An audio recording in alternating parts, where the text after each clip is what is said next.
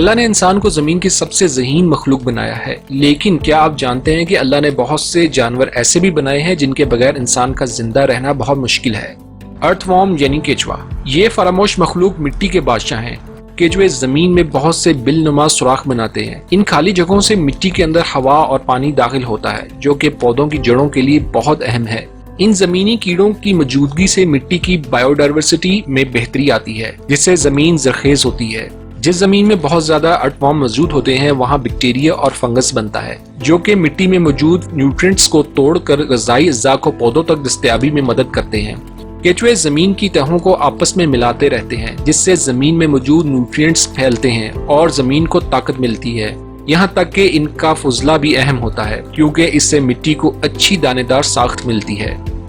چونٹی، چونٹیوں کی 12,000 سے زیادہ اقسام ہے اور ڈیکمپوزیشن یعنی سڑنے گلنے کے عمل کے معاملے میں ہم ان چھوٹے کیڑوں پر بہت زیادہ انحصار کرتے ہیں۔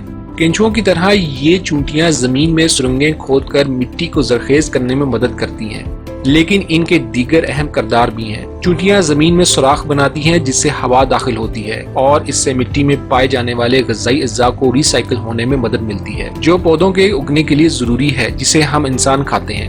چونٹیاں بیجوں کو غذائیت سے بھرپور اپنے گھونسلوں تک لے جاتی ہیں، جہاں پودے محفوظ طریقے سے بڑھ سکتے ہیں۔ سائنسی طور پر چونٹیاں گندم کی فصل، کافی اور یہاں تک کہ چاکلیٹ کی پیداوار میں اضافے کا باعث بنتی ہیں۔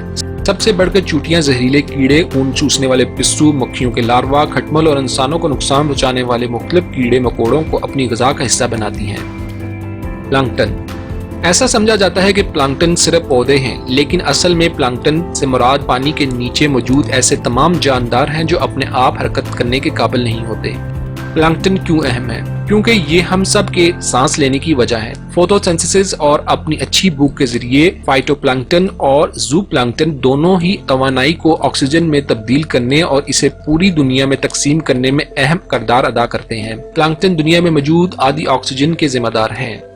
چمگادڑ، دکھنے میں عجیب و غریب چمگادڑ دنیا کے حقیقی سپر ہیروز ہیں۔ چمگادڑ انسانوں کو کبھی نقصان نہیں پہنچاتے جب تک کہ انہیں تنگ نہ کیا جائے۔ چمگادڑوں کی 1200 سے زیادہ اقسام ہیں اور یہ چمگادڑ ہر سال ہماری فصلوں کو نقصان پہنچانے والے کیڑوں سے محفوظ رکھتی ہیں۔ چمگادڑ ان لاکھوں کیڑوں کو کھاتے ہیں جو ہماری فصلوں کو تباہ کر سکتے ہیں، جس سے ہمیں کیڑے مار دواؤں کی کم ضرورت پیش آتی ہے جو نقصان دہ کیمیکلز ہوتے ہیں اور کینسر کا سبب بن سکتے ہیں۔ چمگادڑ ایسے کیڑوں کو بھی مارتی ہیں جو مختلف بیماریوں کے سبب بنتے ہیں، جیسا کہ مچھر۔ کیا آپ جانتے ہیں کہ ایک چمگادڑ ایک گھنٹے میں 1000 مچھر کھا سکتا ہے؟ اس طرح یہ ہمیں ڈینگی بخار اور ملیریا سے بچاتے ہیں۔ چمگادڑ زبردست پولینیٹرز بھی ہوتے ہیں، کیونکہ چمگادڑ جب پھلوں کا رس پیتے ہیں تو پولنز کو کیری کرتے ہیں اور پھر یہ بہت دور دور سفر کرتے ہیں۔ ان کا ایک اور ماحولیاتی فائدہ بھی ہے۔ چمگادڑوں کا فضلہ بیجوں کے پھیلاؤ میں اہم کردار ادا کرتا ہے، کیونکہ کسی بھی دوسرے جانور کے برعکس چمگادڑ میلوں سفر کرتے ہیں اور پودوں کو مختلف جگہوں پر نشوونما پانے اور زندہ رہنے میں مدد کرتے ہیں۔ شہد کی مکھی، شہد کی مکھی کا ڈنگ یقینی طور پر تکلیف دیتا ہے، لیکن کیا آپ جانتے ہیں کہ شہد کی مکھیوں کے بغیر انسان زندہ نہیں رہ سکتا؟ شہد کی مکھیوں کی 20,000 سے زیادہ مشہور اقسام ہیں اور وہ سبھی ایک اہم کام کرتی ہیں، ہمارے لیے کھانا تیار کرنا۔